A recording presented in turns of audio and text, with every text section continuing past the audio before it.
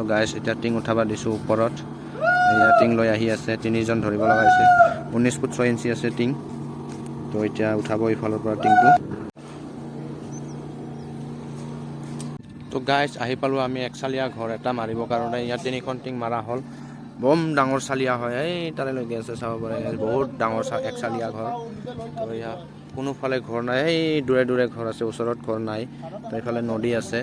এইফালেও ঘৰ নাই বাগান আছে চাব পাৰে গাইছ তো এতিয়া বৰ্তমান আমি 3খন টিং মাৰা হ'ল আমাৰ এইখিনি মাৰি আছোঁ বহুত ডাঙৰ একচালীয়া ঘৰ হয়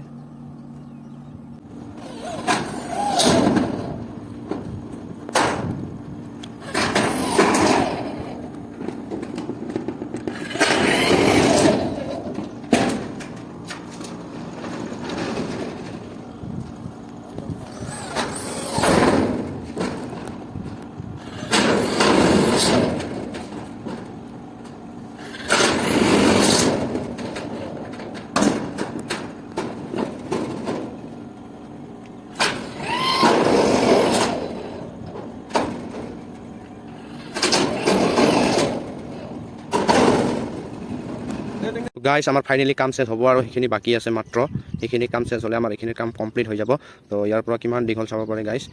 এক সাইডত 22খনকৈ টিং খাইছে এইটো 19 ফুট 6 ইঞ্চি এইটো 19 ফুট 6 ইঞ্চি জইন হৈছে মাজত টিং তো এয়াই হৈছে একচালীয়া কাম বহুত দীঘল ঘৰ হয়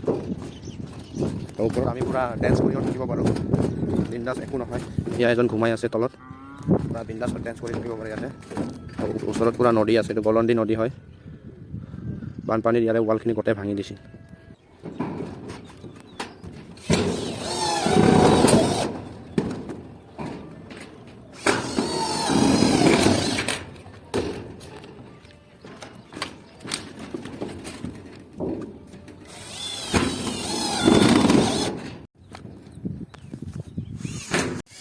ফাইনেলি গাইছ